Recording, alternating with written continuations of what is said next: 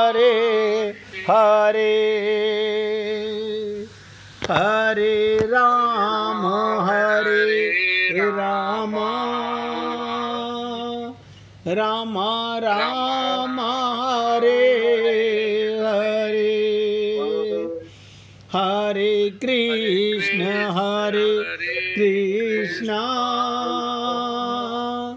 कृष्ण कृष्ण हरे हरे हरे राम राम राम राम हरे हरे हरे कृष्ण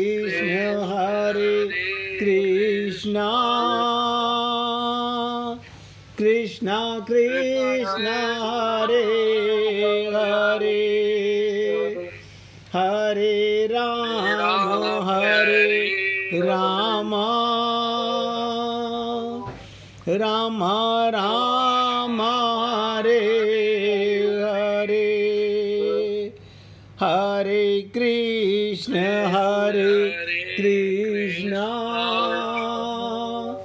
कृष्ण कृष्ण हरे हरे हरे राम राम राम राम हरे हरे। सभी पुण्य आत्मा बहुत एकाग्रता के साथ एक एक शब्द को हृदयंगम करें। भगवान कहते हैं तू योद्धा है और युद्ध में हथियार डाल रहा है। योद्धा होकर हाँ जी, कुछ पूछना चाहते हैं? हाँ शर्मा जी, हमको ये पूछना था जी पूछिए। जैसे गुरु जो आपके बन जाते हैं, मतलब जिसको आप गुरु के रूप में आपने अपना स्वीकार, मतलब आपने उनको अंगीकार कर लिया, इसके बाद में आपकी जो भी एक्टिविटीज होती है वो क्या आत्मिक भाव से गुरु उसको मॉनिटर करते रहते हैं? देखो ऐसा होता है, नंबर एक तो ये गुरु उसे कहते हैं, खाली नाम दीक्षा लेना गुरु नहीं होता। गुरु का मतलब होता है जो आपको आत्मज्ञान करा सके और आपको आत्मा तत्व से परिचित करा सके और आपका लक्ष्य बता सके। आज लोगों में भेड़ चाल चल रही है, गुरु धारण तो कर लेते हैं लेकिन ना तो गुरु से जाके कभी पूछते अब मुझे क्या करना चाहिए, और ना वो करना चाहते हैं। जैसे मंदिर जाने से कुछ नहीं होता, ऐसे ही खाली गुरु धारण करने से क्या होगा।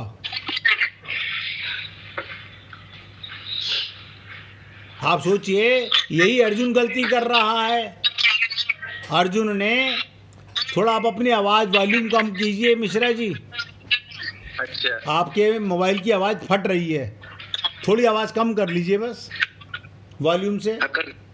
देखिएगा, अर्जुन ने भगवान को कहा मैं आपकी शरणागति पे हूँ, आप मेरे गुरु हैं और मैं आपका अनन्य भक्त हूँ, मैं आपके शरणागत हूँ, और भगवान की बात नहीं मान रहा। तो ऐसे गुरु धारण करने का क्या लाभ। ये तो खाली जैसे मंदिर से फोटो ला करके अपने घर में टांग लिया कि ये हमने गुरु माना लिए, उससे कोई लाभ नहीं मिलता। लाभ मिलता है गुरु की शरण जाने से, गुरु की शरण जाने से, उनकी बात को अंगीकार करने से, तब आत्मज्ञान होता है। ठीक है मिश्रा जी, अब मेरा स्पीकर बंद कर लो मेरे भाई। यहाँ भगवान बताना चाहते हैं अर्जुन को कि अगर युद्ध को तू पाप समझता है, आवाज़ बंद कर लो भैया मिश्रा जी, आवाज़ बंद नहीं है आपकी, वॉल्यूम खुला हुआ, वो स्पीकर बंद करो। हाँ, क्या कह रहे हैं भगवान, अगर तू युद्ध को पाप समझता है तो पहले ही एकांत में रह के भजन स्मरण करता, तेरी युद्ध के लिए प्रवृत्ति भी नहीं होती। तू अपने भाइयों में बोल देता मैं युद्ध नहीं करूंगा, तुम्हें करना हो करो। अब अगर तू युद्ध से निवृत्त होना तो बड़े बड़े महारथी लोग भी ऐसा मानेंगे, युद्ध में मारे जाने के डर से अर्जुन युद्ध से डरपोक भाग गया, युद्ध से भाग गया। अगर वो धर्म विचार करता तो युद्ध से निवृत्त नहीं होता, क्योंकि युद्ध करना क्षत्रिय का धर्म है। अतः वो मरने के भय से युद्ध से निवृत्त नहीं हो रहा। तू मारने के भय से निवृत्त हो रहा है। तेरे सामने द्रोणाचार्य खड़े हुए, गुरु तेरे दादा भीष्म पितामह खड़े हुए हैं, उन्हें मृत्यु का डर नहीं, तुझे मृत्यु का डर लग रहा है उन्हें मारने का। उनको नहीं पता कि युद्ध में एक दूसरे को मारते हैं। तो भगवान कहते हैं भीष्म, द्रोणाचार्य, कृपाचार्य, शल्य आदि जो बड़े बड़े महारथी हैं, उनकी दृष्टि में तू बहुमान्य हो चुका है। आज तो तेरा सब सम्मान करते हैं। सबसे बड़ा योद्धा कौन, धनुर्धर कौन, जितेंद्रिय कौन, तेरी तारीफ होती है। उनके मन में ये विश्वास है युद्ध करने में नामी शूरवीर तो अर्जुन ही है। अतः युद्ध में अनेक दैत्यों, देवताओं, गंधर्वों आदियों को तू हरा चुका है। देखो कमाल की बात, तूने दैत्यों से युद्ध किया, देवताओं से युद्ध किया, गंधर्वों से युद्ध किया और उनको हरा चुका। अगर अब तू युद्ध से अलग हटेगा, पीठ दिखाएगा, तो उन महारथियों के सामने तू तुच्छ कहलाएगा, कायर कहलाएगा, अर्थात उनकी दृष्टि से तू गिर जाएगा। जिनके साथ तू युद्ध करने से पीछे हटना चाहता है वही तुझे कायर कहेंगे। यही भीष्म पितामह, यही द्रोणाचार्य, यही कृपाचार्य, यही शल्य तुझे कहेंगे अरे मूर्ख, तूने तो क्षत्रिय धर्म का कलंक लगा दिया। तो हकीकत क्या है, जैसे आप और हम लोग मनुष्य शरीर में क्यों आए, अनंत काल से प्रार्थना करते रहे प्रभु कृपा करके हम भटक गए अपने मार्ग से, हमें मौका दीजिए एक बार। और संत महात्मा बताते हैं कि कबहू के करी करुणा नर देही, भगवान ने कृपा करके हमें मनुष्य शरीर दिया और उसे पाकर भी हम लोग फिर वापस 84 लाख योनियों में नीचे गिरना चाहते हैं। क्यों? क्योंकि अभी हम माया के गुलाम हैं, मन के गुलाम हैं।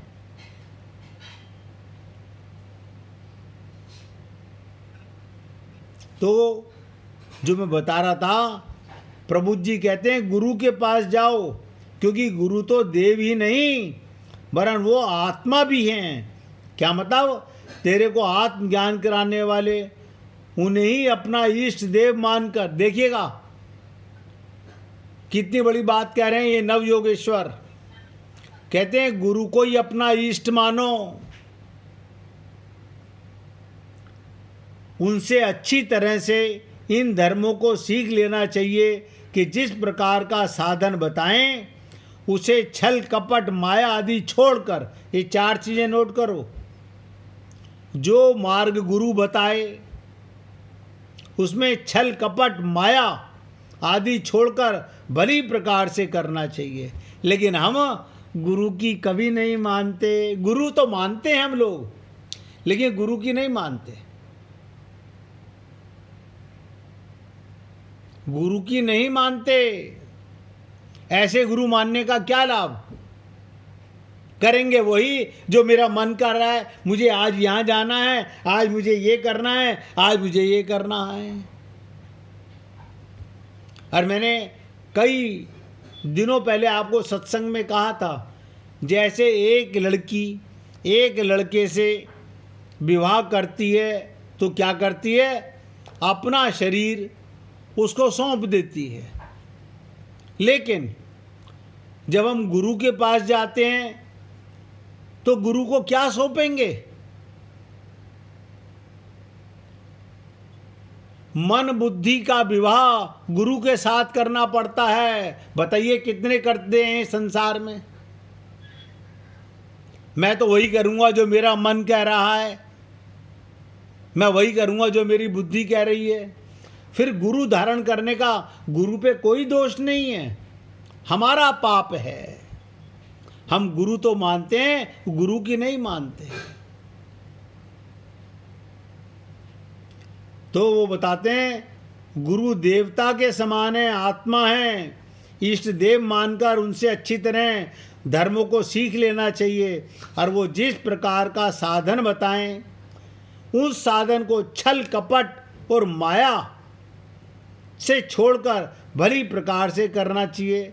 साथ ही मन से असंग बनने का प्रयत्न करना चाहिए। ये मूल चीज कही नवयोगेश्वरों ने राजा निमि को, मन से असंग। हम मन के गुलाम हैं।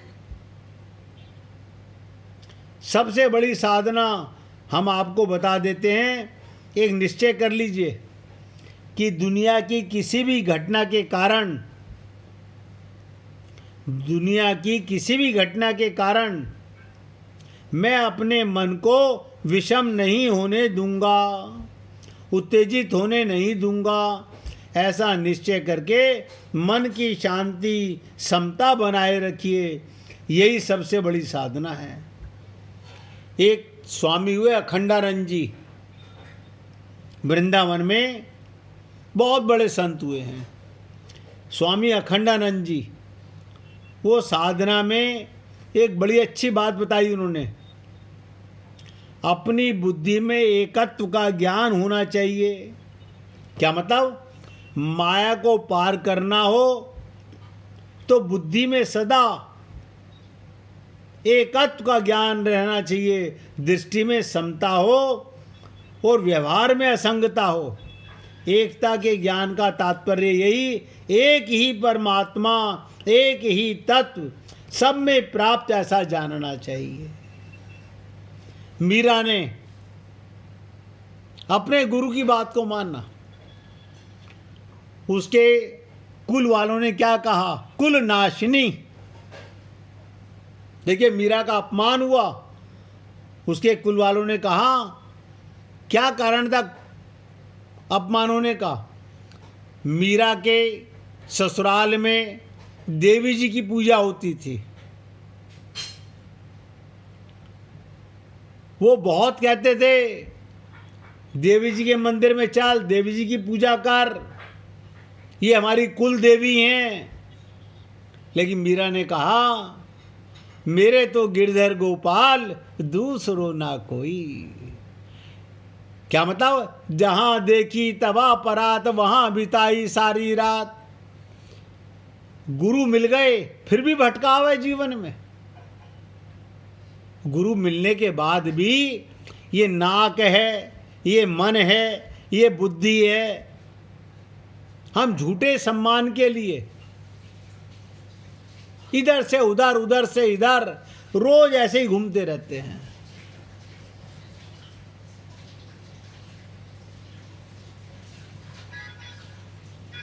तो क्या कहते हैं? माया को पार करना हो तो बुद्धि में सदा एकत्व का ज्ञान बना रहना चाहिए। इस समता की दृष्टि से व्यवहार में असंगता, एकता के ज्ञान का तात्पर्य यही, एक ही परमात्मा, एक ही तत्व सब में व्याप्त है। प्रभु जी ने एक बहुत इंपॉर्टेंट बात कही, ये मेरा है, ये पराया है। इस प्रकार के भेद ज्ञान से, इस प्रकार का भेद मन में राग द्वेष उत्पन्न होते रहते हैं। तो साधना यही कि दृष्टि में समता होनी चाहिए।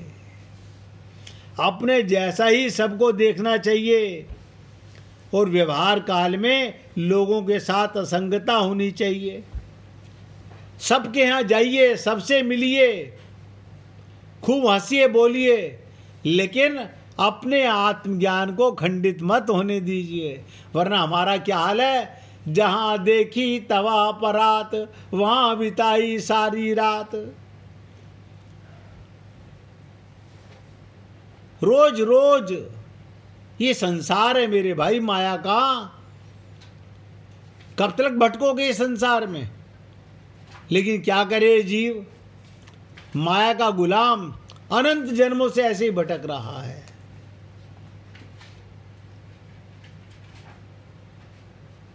हमें जिसके साथ काम करना चाहिए उसमें आसक्ति हो जाती है। जैसे राजा भरत, ध्यान से सुनिएगा, एक एग्जाम्पल दे रहा हूं। राजा भरत परमहंस की अवस्था से गिर गए। क्या मतलब, एक हिरणी के बच्चे की सेवा करते थे, उसे पालते थे। सेवा करना तो बड़ा अच्छा कार्य है, लेकिन सेवा करते करते उसमें आसक्त हो गए, क्योंकि उसके व्यवहार में असंगता नहीं आई, इसलिए वो माया में फंस गए। एकता, समता और असंगता, एकता, समता और असंगता, ये तीन चीज़ें यहाँ बताई गई। गुरु के पास जाकर इन्हें अच्छी प्रकार से सीख लेना चाहिए। अब आप सोचिएगा, परमहंस की अवस्था में पहुंचकर भी जड़ भरत का पतन हो गया। आप सोचिए, आप और हम लोग तो मनुष्य शरीर में हैं, वो तो हिरणी के बच्चे में आसक्त हो गया था, बचा के लाया था पानी में डूबते हुए को कि मर जाएगा ये बच्चा। अपने आश्रम में रख के पालने लगा और उसके बिना रहा नहीं जाने लगा। और मरते समय मन में क्या भाव रहा, इसको कौन देखेगा, मेरे बाद में इस हिरण के बच्चे का क्या होगा। और भगवान ने कहा, अंतमति सो गति, अंतिम समय शरीर छोड़ते हुए हिरणी के बच्चे में आसक्त हो गया। अगली योनि में हिरणी के गर्भ से ही पैदा होना पड़ा। अब आप सोच के देखो, आप और हम लोग, किसने कहा, कौन संत महात्मा कहता है परिवार में रहना पाप है, परिवार की सेवा करना पाप है। लेकिन हम भी आसक्त हो जाते हैं, मोह हो जाता है, ममता हो जाती है, और यही हमारे वापस संसार में आने का कारण बनती है। संसार में सबके साथ रहिए, लेकिन असंगता, ये असंगता कब होगी, जब 24 घंटे अपने को आत्मा मानोगे। मैं शरीर में हूं,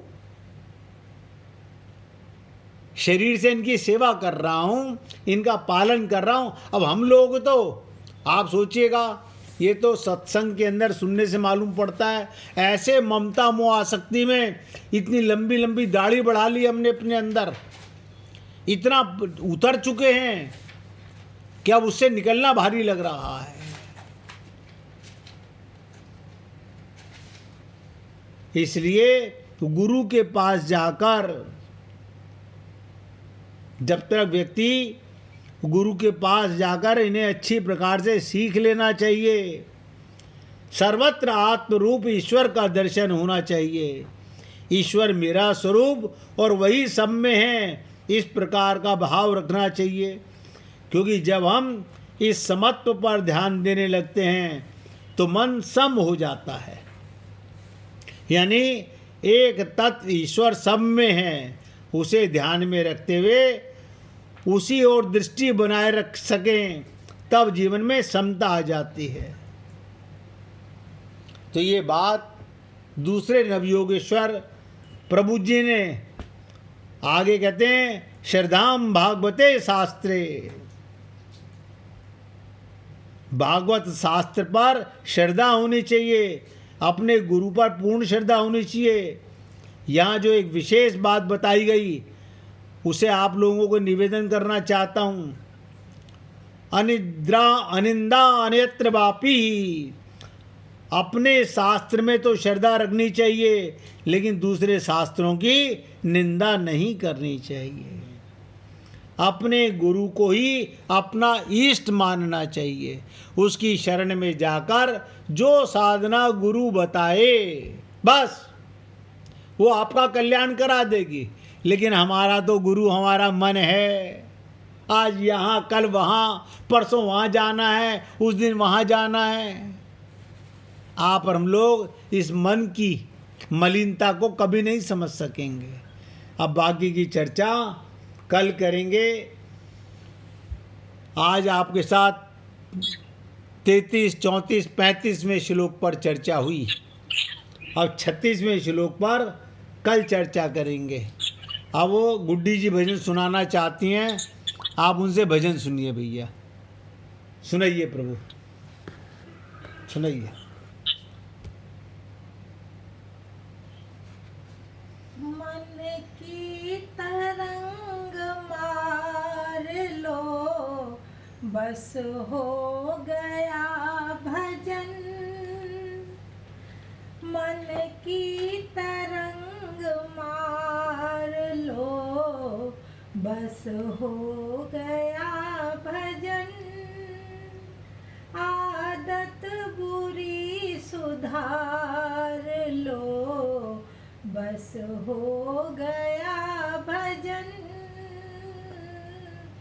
आदत बुरी सुधार लो, बस हो गया भजन। आए थे तुम कहाँ से और जा रहे किधर? आए थे तुम कहाँ से और जा रहे किधर? इतना ही बस विचार लो, बस हो गया भजन। इतना ही बस विचार लो, बस हो गया भजन। आदत बुरी सुधार लो, बस हो गया भजन। कोई तुम्हें बुरा कहे, सुन कर करो क्षमा। कोई तुम्हें बुरा कहे, सुन कर करो क्षमा।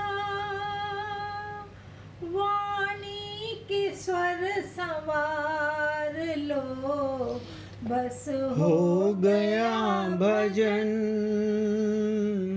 वाणी के स्वर संवार लो, बस हो गया भजन। मन की तरंग मार लो, बस हो गया भजन। सिद्धांत साफ साफ यह है नानक कबीर का। सिद्धांत साफ साफ यह है नानक कबीर का। निज हंस रूप निहार लो, बस हो गया भजन।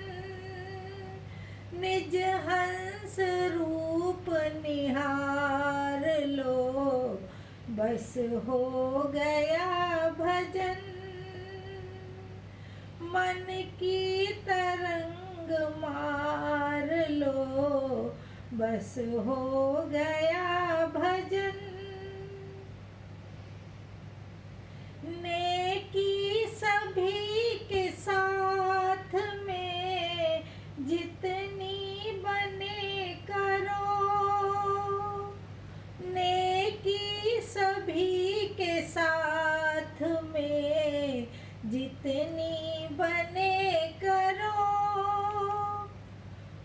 मत सिर बदी का भार लो, बस हो गया भजन। मत सिर बदी का भार लो, बस हो गया भजन। आदत बुरी सुधार लो, बस हो गया भजन। दृष्टि में तेरे दोष है, दुनिया निहारती। दृष्टि में तेरे दोष है, दुनिया निहारती। समता का अंजनाज लो, बस हो गया भजन। समता का अंजनाज लो, सब हो गया भजन। मन की तरंग मार लो, बस हो गया भजन। आदत बुरी सुधार लो, बस हो गया भजन। बोलिए वृंदावन बिहारी लाल की जय जय श्री राधे, जय जय श्री राधे। बोलिए लाल जी का मंगल हो, सभी भक्तों का मंगल हो। सबको राधे राधे जी, राधे राधे। सबको राधे राधे जी, राधे राधे। सबको राधे राधे जी, राधे राधे जी, राधे राधे।